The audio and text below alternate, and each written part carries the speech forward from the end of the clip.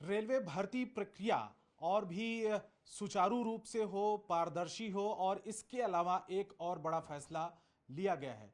क्या है वो बड़ा फैसला? हमारे साथ में रेल मंत्रालय के प्रवक्ता दिलीप कुमार जी हैं। सर, किस तरीके का फैसला लिया गया है और इसके पीछे क्या वजह रही है?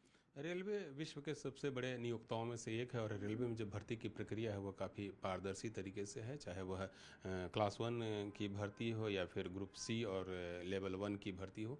इन सब के लिए एक प्रॉपर मैकेनिज्म डेवलप किया गया है।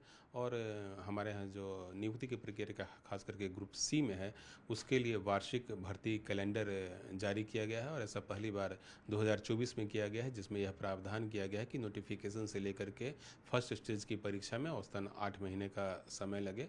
और जितने भी परीक्षार्थी हमारे परीक्षा केंद्र पर परीक्षा देने के लिए आए, उनके लिए एक और फैसिलिटी प्रदान करने का फैसला लिया गया है। और वह यह है कि परीक्षार्थियों का जो परीक्षा केंद्र होगा वह 250 किलोमीटर के दायरे में आवंटित किया जाएगा। असाधारण परिस्थितियों में यदि ये संभव नहीं हुआ कि 250 किलोमीटर के दायरे में हम दे पाएँ, तो फिर 500 किलोमीटर के दायरे में ही उनका परीक्षा केंद्र आवंटित किया जाएगा।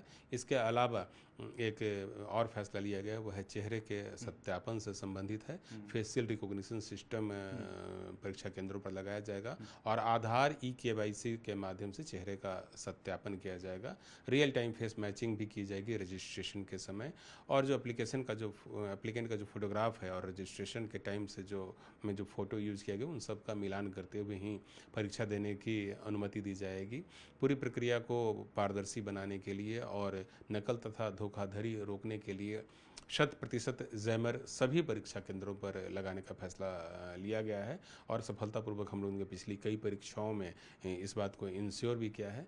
पूरी प्रक्रिया यूजर फ्रेंडली हो, यानी कि अभ्यर्थियों के लिए फ्रेंडली हो, इसके लिए हम लोगों ने अपना जो भर्ती कैलेंडर है या जो रजिस्ट्रेशन है, वहाँ पर हम लोगों ने वन टाइम रजिस्ट्रेशन की सुविधा उपलब्ध कराई है।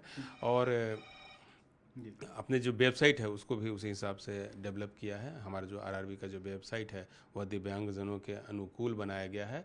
और जो परीक्षा केंद्र पर जो हमारे सर्वर्स हैं, उन सभी सर्वर्स की जो कैपेसिटी है उसको इन्हेंस की गई है, ताकि परीक्षा देते समय अभ्यर्थियों को डाउनलोडिंग की किसी प्रकार की समस्या का सामना न करना पड़े।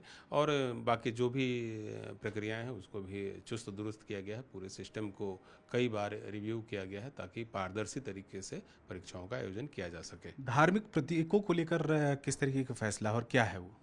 जो भी अभ्यर्थी एग्जामिनेशन देने के लिए आते हैं, उनसे हम लोगों ने पहले भी निवेदन किया है कि कम से कम सामान के साथ और जो भी आइडेंटिफाइड आइटम्स हैं उनके साथ ही परीक्षा केंद्र पर आएँ, जैसे कि पेंसिल है, पेन है, स्केल है। बस इसके अलावा पारदर्शी जो वाटर बोतल है, इसके अलावा अन्य चीज़ों को परहेज़ करें।